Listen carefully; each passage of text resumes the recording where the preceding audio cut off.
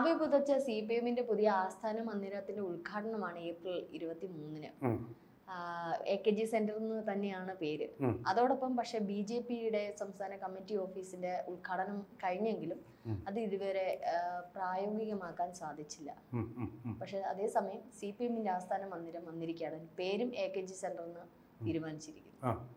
അപ്പോൾ തിരുവനന്തപുരത്ത് തന്നെ 2 AKG സെന്ററുകൾ വന്നിരിക്കുകയാണ്. ഇപ്പോൾ 2 സെന്ററുകളാണ്. ഇപ്പോൾ പണം എത്രമാത്രം അവർക്ക് ഈ ചങ്ങാത്ത മുതലാളിത്തത്തിൻ്റെ ഗുണം ഏറ്റവും കൂടുതൽ ഇപ്പോൾ അനുഭവിക്കുന്നത്, ഒരുപക്ഷെ അതിൻ്റെ ഗുണം അനുഭവിക്കുന്ന ഏക കക്ഷി എന്ന് പറയുന്നത് CPM മാത്രമാണെന്ന് തോന്നുന്നു.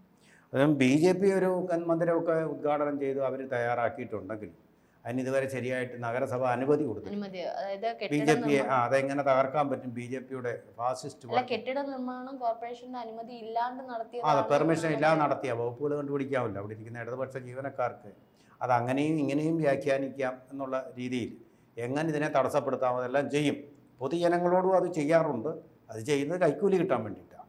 ഇതിപ്പോൾ BJP കൈക്കൂലി കൊടുക്കാൻ തയ്യാറാവില്ലല്ലോ CPM-ന് എന്നതുകൊണ്ട് അത് എത്രയും താമസിപ്പിക്കാമോ അത്രയും താമസിക്കുക. BJP നോക്കിയിരിക്കുക, അടുത്ത ഗവൺമെൻറ് വരുമല്ലോ, അപ്പോൾ ആകട്ടെ എന്ന് വിചാരിച്ച് നോക്കിയിരിക്കുകയായിരിക്കണം. എന്തായാലും ഇതിനിപ്പോൾ ഒരു കാവി കളറാണല്ലോ രഞ്ജിനി കാണുന്നത് പുറത്തുനിന്ന് നോക്കുമ്പോൾ. അത് അതിൻ്റെ തൊട്ട് മുമ്പാണ് പറഞ്ഞത് BJP ഒരു ഫാഷിസ്റ്റ് കക്ഷിയൊന്നും അല്ല, നവഫാസിസം പോലും ഇല്ല എന്ന് അവരുടെ സംസ്ഥാന കമ്മിറ്റി യോഗം തീരുമാനിച്ചു. സംസ്ഥാന കമ്മിറ്റി യോഗമല്ല, സംസ്ഥാന സമ്മേളനം തന്നെ തീരുമാനിച്ചു കഴിഞ്ഞു. കളർന്ന് പറയരുത്, അവർക്ക് ചുമന്ന കളറ് ബിൽഡിങ്ങിനകത്ത് കൊടുക്കുന്നത് അട്രാക്ഷൻ വരത്തില്ല സാർ. ഗോവിന്ദൻ മാഷ പറഞ്ഞതാണ്. ചുവപ്പിന് അട്രാക്ഷൻ ഇല്ല, കാവിക്ക് അട്രാക്ഷൻ ഉള്ളൂ. ചുവപ്പ് നരച്ചു കഴിഞ്ഞാൽ കാവിയായി തീരും. അതാണിപ്പോൾ കമ്മ്യൂണിസ്റ്റ് പാർട്ടിക്ക് സംഭവിച്ചിരിക്കുന്നതെന്ന് തോന്നുന്നു. ഇപ്പോൾ മധുരയിൽ നടക്കാൻ പോകുന്ന അവരുടെ രാഷ്ട്രീയ അവർക്ക് ദേശീയ സമ്മേളനം ഉണ്ടല്ലോ, ദേശീയ സമ്മേളനം വളരെ പ്രധാനപ്പെട്ട നയങ്ങൾ തീരുമാനിക്കുന്ന അവിടെ വെച്ചാൽ കോൺഗ്രസ്സാണ്, പാർട്ടി കോൺഗ്രസ്സാണ്. അപ്പോഴാണ് CPM കോൺഗ്രസ് ആയിട്ട് മാറുന്ന ഒരേ ഒരു സന്ദർഭം. ആ സന്ദർഭമാണ് ഇവിടെ മധുരയിൽ നടക്കാൻ പോകുന്നത്.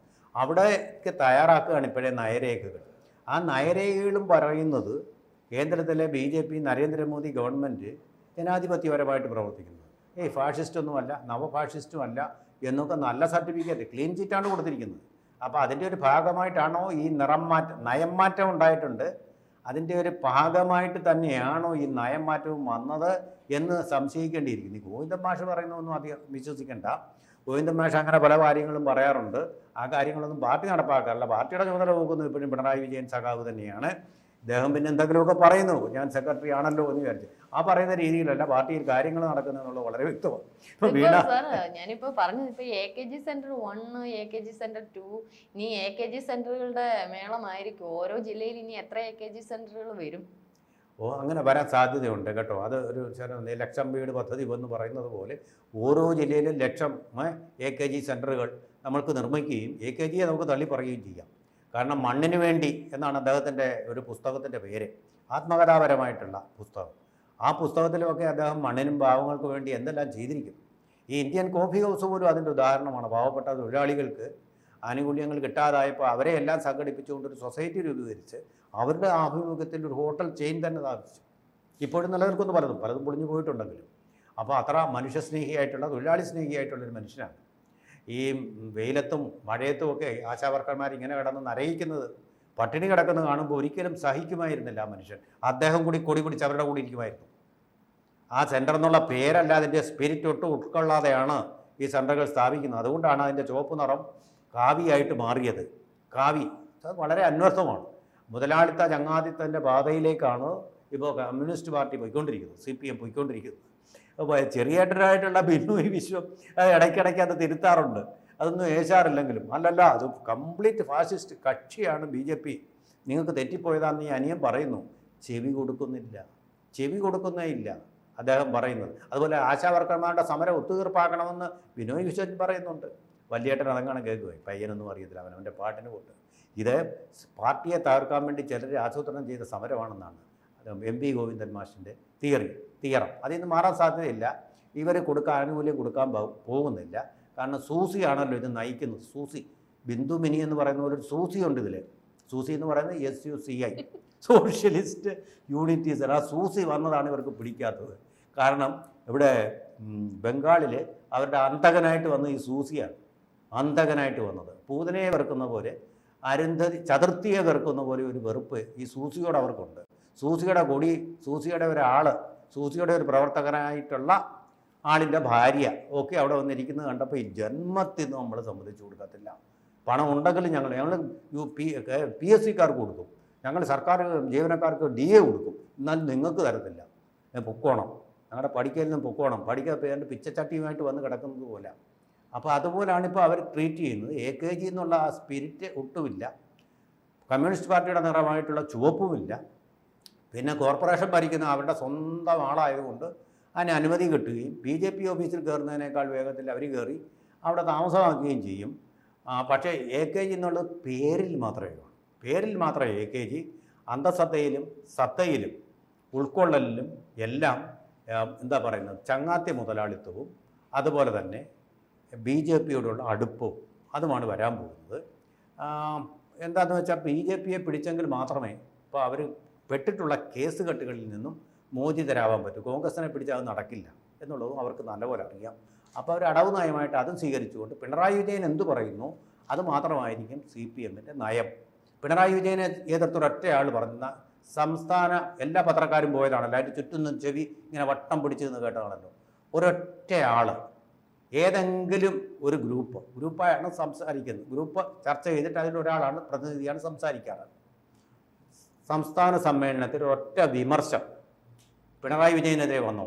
പാവം ഗോവിന്ദ മാഷിനെ എല്ലാവരും തെക്കും വടക്കും വിട്ട് വിമർശിച്ചു കളഞ്ഞു. തെക്കേ അറ്റം മുതൽ വടക്കേ അറ്റം വരെയുള്ളവർ മുഴുവൻ വിമർശിച്ചു. പക്ഷേ പിണറായി വിജയനെതിരെ ഒരൊറ്റ നാക്ക് പോലും ഉയർന്നില്ല. VS അച്യുതാനന്ദൻ ഇരുന്ന കാലത്ത് മാത്രം ഉയർന്നതാണ്. അതിനുശേഷം പിന്നെ ഒരൊറ്റ നാവ് ഉയർന്നിട്ടില്ല. അതായത് സ്റ്റാലിൻ പാർട്ടി മീറ്റിംഗ് അവിടെ റഷ്യയിൽ നടക്കുമ്പോൾ എങ്ങനെയാണോ അതുപോലെ തന്നെ. ഇത് നമുക്ക് സുപ്രസിദ്ധമായ ഒരു കഥയുണ്ടല്ലോ. സ്റ്റാലിൻ ഭരണകാലത്ത് അവിടെ ക്രൂഷ്ചേവ് പാർട്ടി മീറ്റിങ്ങിൽ അദ്ദേഹം പറയുന്നത് ശിരസാ വഹിച്ച് അനങ്ങാതിരുന്നു. പോയി കഴിഞ്ഞപ്പോൾ ഇദ്ദേഹം ഒരു ഏകാധിപതിയായിരുന്നു എന്ന് പറഞ്ഞു. അപ്പോൾ ആരോ ചോദിച്ചു അവിടെ പാർട്ടി മീറ്റിങ്ങിൽ ഇരുന്നുകൊണ്ട്, നിങ്ങൾക്കെന്താ ഇപ്പോഴാണോ ബോധോദയം? നിങ്ങൾക്കത് നേരത്തെ പറഞ്ഞുകൂടാ. അപ്പോൾ പതുക്കെ ക്രൂഷ്ചേവ് പോക്കറ്റിൽ നിന്ന് തോക്ക്, എന്താ നിങ്ങൾ പറഞ്ഞത്, ഒന്നുകൂടെ ആവർത്തിക്കണം. ഇല്ല, ശരി, നിങ്ങൾ എന്തുകൊണ്ടിപ്പോൾ ആവർത്തിച്ചില്ല?